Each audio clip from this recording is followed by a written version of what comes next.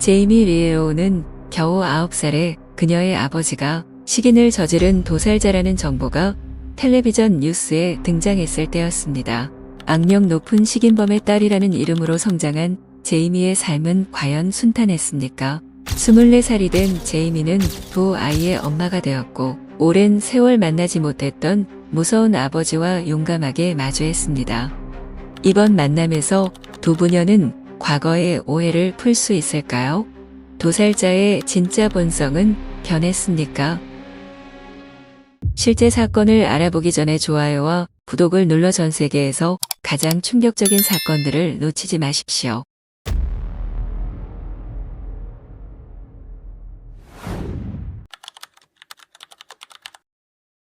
제이미 리에오는 2001년에 태어나 스웨덴 보로스에서 자랐으며 그녀는 이사킨 연손의 딸입니다.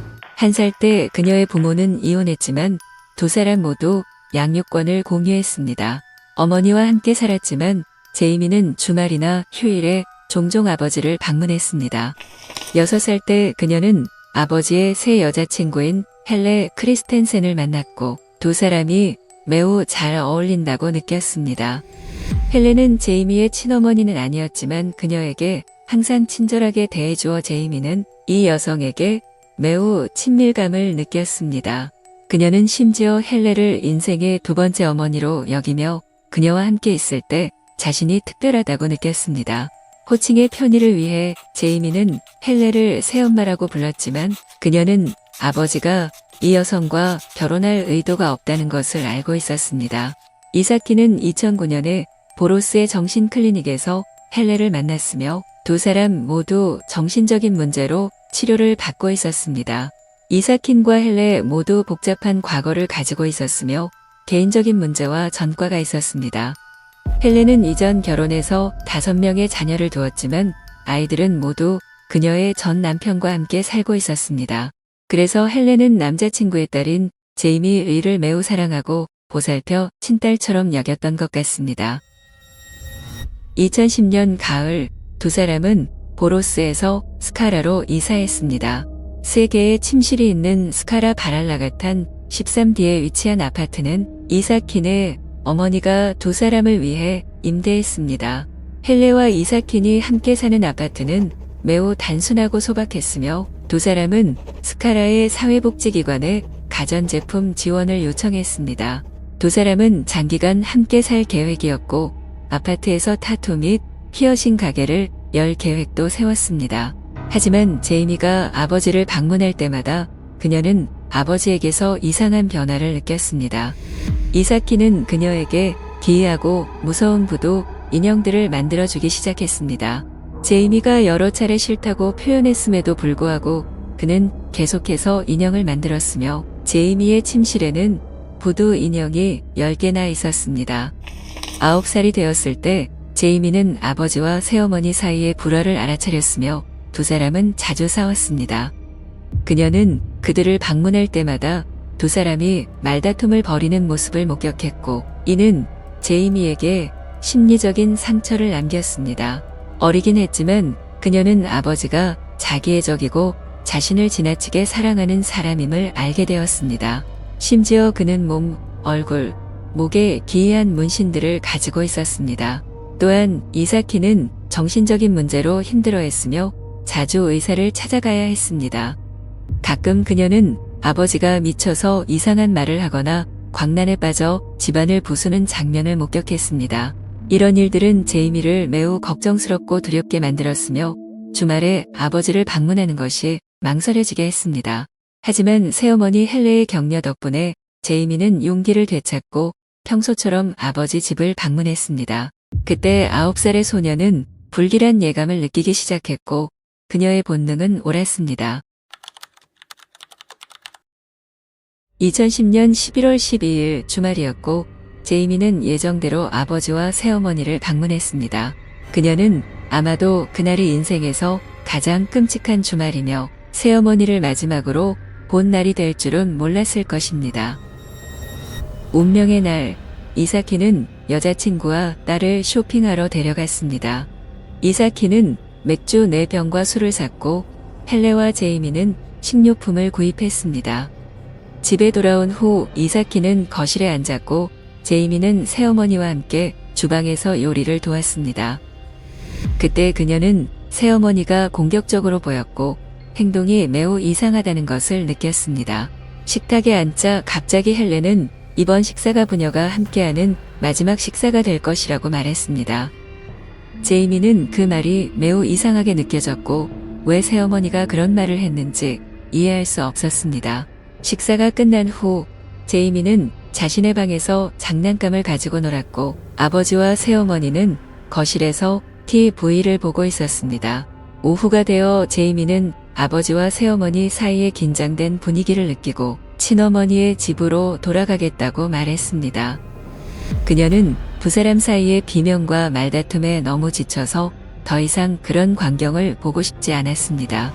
그 후 며칠 동안 제이미는 학업 때문에 바빠 아버지와 연락하지 않았습니다. 사건이 언론을 통해 보도되고 나서야 그녀는 자신이 식인범의 딸임을 알고 충격을 받았습니다. 식인 도살자의 딸이라는 별명은 어린 시절 내내 그리고 그녀가 성장한 이후까지도 따라다녔습니다. 사건의 경위로 돌아가 보면 11월 14일 이사키는 경찰에 전화를 걸어 여자친구를 살해했다고 자백했습니다. 그는 통화 중 경찰에게 현장에 올 때 최대한 침착할 것을 요청하기까지 했습니다. 당국이 현장에 도착했을 때 그들은 집안에서 지독한 비린내를 감지했습니다. 거실 한가운데의 매트리스에는 피가 흥건했고 부엌에는 사람의 신체 일부가 있었으며 프라이팬에는 고기 조각이 들어 있었습니다. 이사키는 즉시 체포되었고 그는 헬레를 처리한 뒤 일부를 먹었다고 태연하게 말했습니다. 현장에서 경찰은 피 묻은 칼, 톱, 도끼 등을 수거했습니다. 이사키의 진술에 따르면 그는 11월 12일 오후 6시 또는 7시경 딸 제이미가 친어머니 집으로 돌아간 후 범행을 저질렀습니다. 그는 헬레의 죽음이 매우 신속하게 일어났고 그녀는 저항할 시간도 없었다고 말했습니다. 이사키는 약을 복용하지 않으면 자신이 매우 위험한 존재가 된다고도 고백했습니다. 또한 그는 사건 당일 다툼이 있었다고 인정했지만 왜 자신이 그렇게 분노하여 여자친구를 잔혹하게 죽였는지는 설명할 수 없었습니다. 이후 조사에서 이사키는 진술을 반복하며 자신이 너무 많은 인격을 가지고 있어 어느 인격이 나타나 피해자를 죽였는지 알 수 없다고 주장했습니다. 이사키의 진술이 계속해서 변하자 스카라보리 지방법원은 스웨덴 국가법의학위원회를 통해 그의 정신 상태를 전면적으로 조사하라고 명령했습니다. 이사키의 혈액 샘플 분석 결과 그의 혈액에서 중독성 물질이 검출되었습니다. 또한 경찰이 그의 아파트를 수색하던 중 사건과 관련된 물품들, 즉 주방의 프라이팬과 몇 편의 공포영화 DVD를 발견했습니다. 이 영화들 중에는 그린 리버 킬러와 원더랜드, 머더스와 같은 제목도 포함되어 있었습니다. 이 영화들은 모두 관객에게 충격을 주는 장면들이 많이 포함되어 있습니다. 이사키니 여자친구를 살해하고 시신을 먹은 사건은 스웨덴 전역에 큰 충격을 안겼습니다. 헬레의 언니는 이사키니 성격이 포악한 사람이라고 하며 자주 언니를 그와의 말다툼에서 떼어놓아야 했다고 밝혔습니다. 헬레는 자신이 학대를 당하지 않았다고 항상 주장했지만 언니는 그녀의 몸에 멍 자국을 본 적이 있습니다. 경찰의 초기 조사 과정에서 헬레의 일기장이 발견되었습니다. 헬레가 일기에 쓴 여러 페이지에는 살인이 일어나기 전에 쓴 글이 있었는데 그 글에서 헬레는 자신의 남자친구를 가족에게 아무 말도 하는 것이 너무 두려운 사람이라고 묘사했습니다. 헬레는 이사킨을 괴상한 사람으로 묘사하며 그가 자주벌과 세상에 일어나는 악한 일들에 대해 이야기한다고 적었습니다. 그녀는 또한 그의 기분 변화, 성격 변화에 대한 세부 사항도 기록했습니다. 남자친구가 점점 더 공격적으로 변해가고 있음을 인식했지만 헬레는 자신이 잘 대처할 수 있다고 믿었습니다. 아마 사건 발생 이틀 전쯤 헬레는 이사킨의 성격을 바꿀 수 없음을 직감했을 것입니다.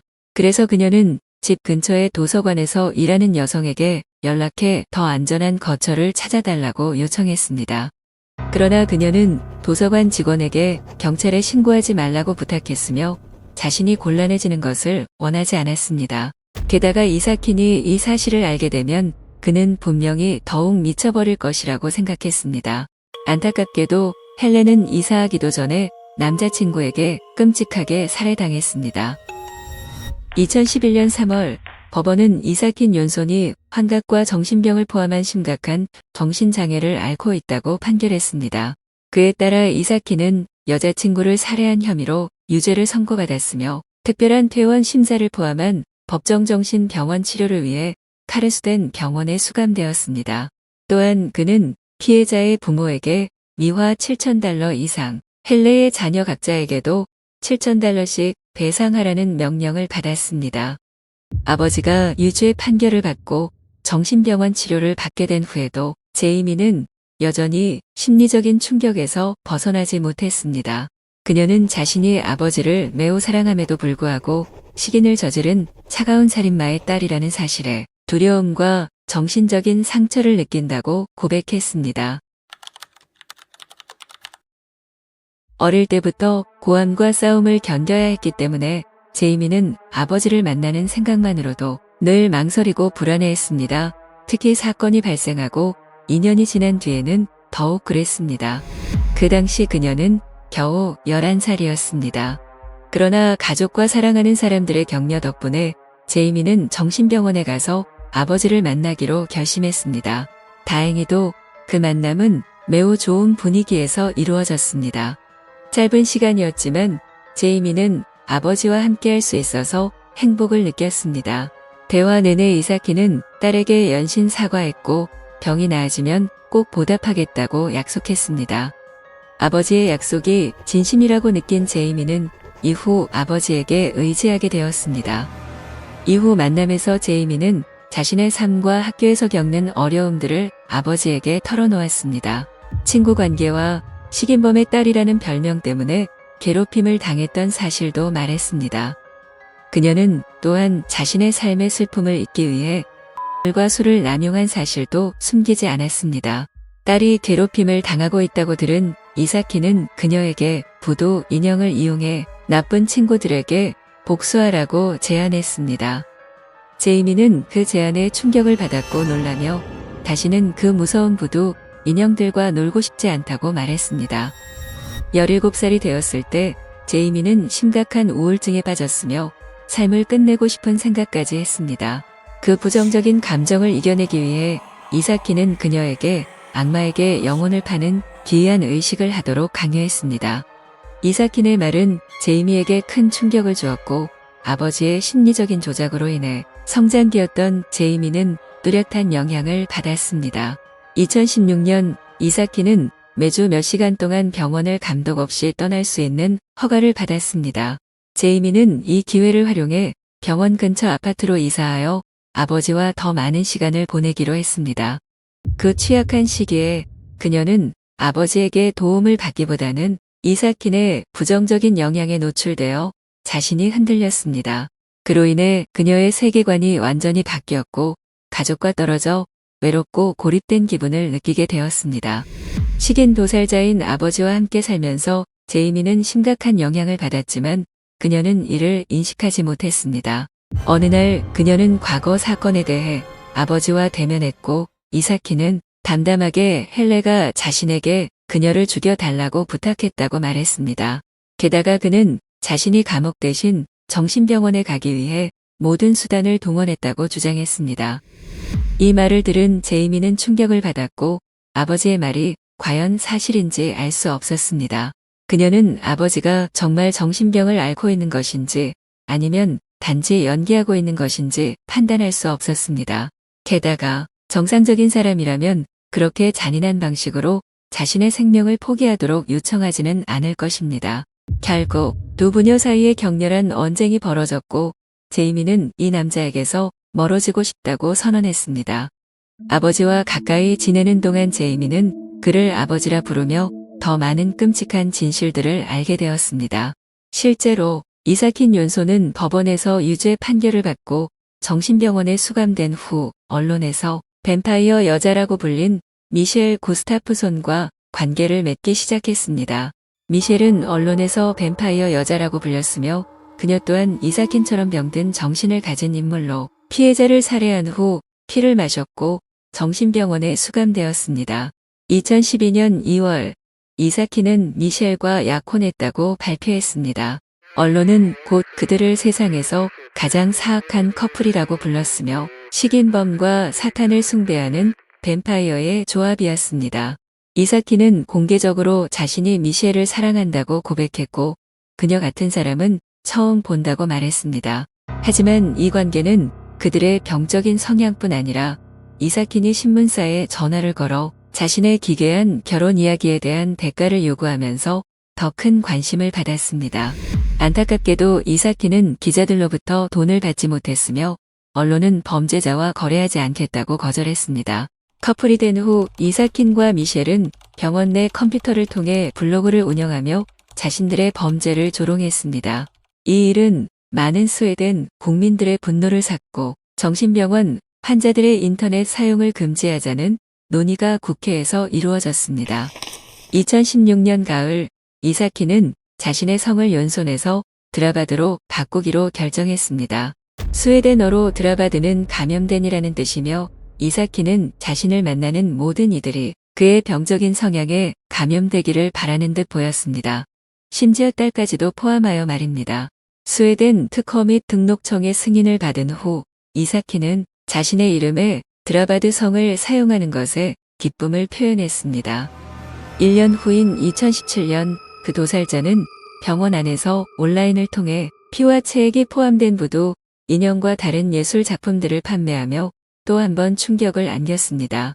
그는 병원 구내와 외출 허가를 받은 날 찍은 유튜브 영상도 여러 개 게시했습니다. 이사킨이 만든 부두, 인형은 주로 화장지, 이쑤시개, 바느질 실로 만들어졌으며 머리 부분에는 자신의 피, 머리카락, 정액이 사용되었습니다. 그는 또한 다양한 장소에 전시된 가면들과 여러 예술작품, 그림들도 제작했습니다. 많은 그림들은 그의 피로 그려졌고 영어로 사람들은 나를 스카라 식인범이라고 부른다는 문구가 서명되어 있었습니다. 이사키는 여기서 멈추지 않고 카르스덴 병원의 간호사들과 성관계를 가졌다고 주장해 또 한 번 충격을 주었습니다. 또한 2017년에 뱀파이어 여인과의 관계가 갑자기 끝났습니다. 대신 그는 카르스덴 병원에서 정신질환 환자들을 돌보는 여성 직원과 새로운 관계를 시작했습니다. 아버지와의 유독한 관계를 끊은 후 제이미는 자신의 삶을 더 나은 방향으로 바꾸기 위해 노력했습니다. 그때 제이미 리는 다르단 비티치라는 남성을 만나 연애를 시작했습니다. 두 사람은 2020년부터 알고 지냈으며 정식으로 사귀게 되었지만 그들의 사랑은 기대처럼 순탄하지 않았습니다. 제이미에 따르면 연애 초기에는 두 사람 모두 각자의 정신적인 짐을 안고 있었기 때문에 자주 말다툼이 일어났습니다. 한때 제이미는 둘이 헤어져야 한다고 생각했지만 바로 그때 첫 아이를 임신한 사실을 알게 되었습니다. 임신 사실을 알게 되었을 때 그녀는 스스로에게 했던 약속을 떠올렸습니다. 제이미는 자신에게 아이를 낳는다면 평생 한 번도 받지 못한 양육을 해주겠다고 늘 다짐했습니다. 그녀는 자신의 아이들이 자신이 겪었던 끔찍한 일을 절대로 겪지 않게 할 것이라고 결심했습니다. 아이에게 더 나은 미래를 제공하고 완벽한 부모가 되기 위해 제이미와 다르다는 더 건강한 삶을 살기로 결심했습니다. 두 사람은 건강한 식단, 명상, 규칙적인 운동에 집중했습니다. 그녀와 남자친구는 서로를 사랑으로 대하며 아이에게 가장 건강한 성장 환경을 제공하겠다는 공동의 목표를 갖게 되었습니다. 결국 2022년 3월 제이미가 아들을 출산하면서 두 사람은 부모가 되었습니다. 아이를 가진 후 두 사람은 자신의 삶에 대해 더 큰 책임감을 갖게 되었습니다. 1년 후 두 사람은 아파트를 팔고 트럭을 구매해 여러 지역을 여행하는 모험을 시작하기로 결정했습니다. 2024년 9월 그들에게 또 한 번 기쁜 소식이 찾아왔으며 두 번째 아이가 태어났습니다. 제이미는 두 아이의 전업 엄마가 된 것을 매우 행복하게 느꼈습니다. 그녀는 두 아이에게 안전, 웃음, 행복을 주겠다고 약속하며 가장 아름다운 어린 시절을 선물하고 싶어 했습니다. 두 아이의 사랑스러운 엄마이자 헌신적인 아내로서의 역할 외에도 제이미는 여행을 매우 좋아하는 사람입니다. 2025년 4월경 그녀는 가족과 함께 스톡홀름의 거리를 탐방하며 많은 소중한 추억을 만들었습니다. 글쓰기 작업과 치유의 시간을 거쳐 제이미 리는 2023년 10월에 스카라 식인범의 딸이라는 책을 출간했습니다. 책을 쓰는 과정은 그녀가 모든 것을 다르게 바라보고 과거를 마주하며 치유받을 수 있게 해주었습니다. 현재 제이미 리는 영국 런던에 살고 있으며 인생의 동반자인 다르단과 함께 유튜브 채널을 운영하고 있습니다. 그녀는 가족에 관한 브이로그를 자주 올리며 자신과 가족의 삶을 팔로워들에게 공유하고 있습니다. 2025년 제이미 리가 24살이 되었을 때 그녀는 용감하게 살인자였던 아버지를 마주하기로 결심했습니다. 제이미는 지금이야말로 자신의 과거와 마주해야 할 시점이라고 생각했으며 자신이 어떻게 어두운 과거를 극복해냈는지 세상 사람들에게 알리고 싶었습니다. 현재 제이미는 여전히 외부의 편견과 싸우며 자신이 누구인지 끊임없이 증명하고 있습니다. 그녀는 사람들이 자신을 식인범의 딸이라고 부르는 것을 원하지 않습니다. 아버지의 현재 삶에 대해 이야기하며 제이미는 이사킨이 병원에서 퇴원했지만 여전히 병원 측의 감시를 받고 있다고 밝혔습니다. 이사킨의 가장 큰 바람은 완전한 자유를 얻는 것이며 이는 그가 스웨덴의 모든 일반 시민들과 같은 권리를 갖게 되는 것을 의미합니다. 아버지를 만나던 그날 제이미는 방송국에 이 소중한 장면을 촬영하도록 허락했습니다. 삶의 방식 차이로 수년간 떨어져 지낸 후 제이미는 아버지가 기뻐하며 자신을 껴안고 눈물을 흘리는 모습을 보고 감동을 받았습니다. 그때 제이미는 아버지가 완전히 변했고 자신이 늘 갈망하던 평범한 사람이 되었다고 믿었습니다. 하지만 현실은 달랐고 이사킨의 진짜 본 모습이 다시 드러나기 시작했습니다. 이 만남 이후 제이미는 아버지를 몇 번 더 방문했는데 그때마다 혼자서 찾아갔습니다. 두 사람은 길고 깊은 대화를 나누었고 제이미는 아버지에게 사랑한다고 말하며 그를 용서했다고 밝혔습니다. 그러나 그 후 문제가 생겼습니다. 이사키는 제이미에게 길고 기괴하며 매우 병적인 문자 메시지를 보냈습니다. 그 메시지에서 그는 다시는 자신과 연락하지 말라고 하며 제이미와 그녀의 가족을 위협했습니다. 이 끔찍한 메시지는 제이미에게 깊은 상처를 남겼습니다. 그녀는 아버지가 그동안 자신 앞에서 연기만 한 것이 아닌지 스스로에게 물었습니다. 아버지에게 또 한 번 충격을 받았음에도 불구하고 제이미는 그 메시지가 오히려 마음을 가볍게 해주었다고 말했습니다. 그것이 자신의 쓰라린 과거를 마무리 짓는데 도움이 되었기 때문입니다. 제이미는 자신이 여전히 살인자였던 아버지를 사랑한다고 밝혔지만 그는 앞으로 자신의 삶이나 아이들의 삶에 결코 포함될 수 없다고 선언했습니다. 현재 두 아이의 엄마로서 제이미는 자신처럼 고통스러운 어린 시절을 겪은 아이들과 성인들과 깊이 연결되기를 간절히 바라고 있습니다. 제이미는 자신이 이 일을 하는 이유는 바로 자신을 위한 것이며 자신이 겪었던 고통스러운 어린 시절 때문이라고 말했습니다. 그녀는 비슷한 상황을 겪었던 사람들이 스스로 삶을 치유할 수 있도록 돕고 싶어 합니다. 제이미가 가장 행복하고 자랑스럽게 여기는 것은 남자친구의 지지를 받고 있다는 점입니다. 그녀는 많은 사람들보다 자신이 운이 좋다고 말하며 남자친구는 자신의 과거나 악명 높은 식인범인 아버지에 대해 전혀 신경 쓰지 않는다고 밝혔습니다. 여러분은 이 소름 끼치는 이야기에 대해 어떻게 생각하시나요? 영상 아래 댓글로 남겨주세요. 다음 끔찍한 사건들을 놓치지 않으려면 구독 버튼을 꼭 눌러주세요. 여러분의 응원이 저희가 더 흥미롭고 충격적인 사건들을 전하는데 큰 힘이 됩니다. 시청해 주셔서 감사합니다. 다음 영상에서 다시 만나요.